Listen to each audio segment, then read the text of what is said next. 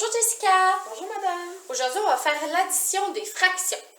Pourrais-tu me rappeler, Jessica, c'est quoi une fraction? C'est une partie d'un tout partagé en parties égales. Donc, ça c'est quoi l'addition des fractions? C'est quand on les met tout ensemble. Donc, aujourd'hui, Jessica, on va faire l'addition de 1/2 plus 1/3 à l'aide de notre tout qui est l'hexagone.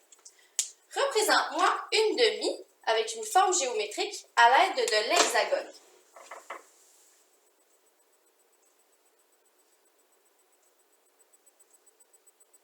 Pourquoi as-tu fait un trapèze?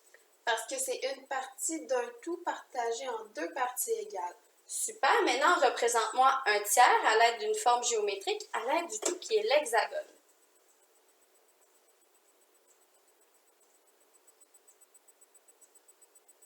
Pourquoi as-tu fait un parallélogramme? Parce que c'est une partie d'un tout partagé en trois parties égales. Maintenant, puisque c'est une addition, on va mettre les formes géométriques ensemble.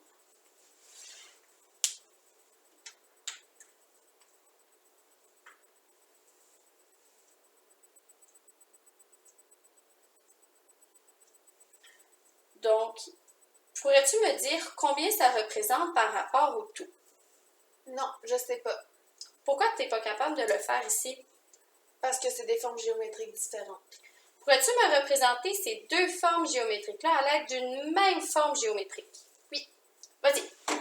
Donc, représente-moi 1/2 à l'aide d'une même forme géométrique. Donc, pourquoi l'as-tu représenté de cette façon-là? Parce que c'est trois parties d'un tout partagé en 6 parties égales.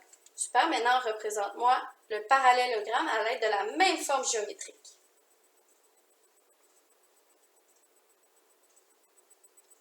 Pourquoi me l'as-tu dessiné de cette façon-là? Parce que c'est deux parties d'un tout partagé en 6 parties égales. Et là, on va les mettre ensemble parce que c'est une addition. Donc, mets-moi ces formes géométriques-là dans un même dessin.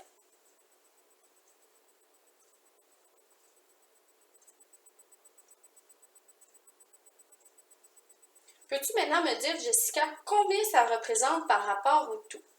C'est 5 parties d'un tout partagé en 6 parties égales. Pourrais-tu me le représenter à l'aide de symboles avec des chiffres? Donc, pourquoi me l'as-tu écrit de cette façon-là? Parce que c'est 5 parties d'un tout partagé en 6 parties égales. Super! Maintenant, le trapèze, quand il était écrit de cette façon-là, on l'écrivait de cette façon-là. Mais maintenant, est-ce qu'avec ces formes géométriques-là, il s'écrit de la même façon? Non. Écris-moi les chiffres que tu dois m'écrire pour représenter les triangles. Super! Et le trapèze, quand c'était écrit de cette façon-là, est-ce qu'il s'écrit de la même façon maintenant? Non. Donc, écris-moi-le avec des symboles. Et c'est une addition. Quand les formes géométriques étaient différentes, qu'avait-il de différent dans l'addition des fractions? Le dénominateur. Est-ce que tu étais capable de faire l'addition ici? Non.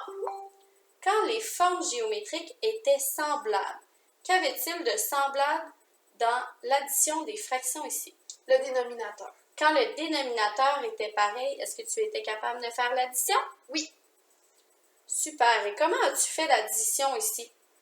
J'ai additionné les numérateurs et j'ai laissé le dénominateur tranquille. Super, Jessica.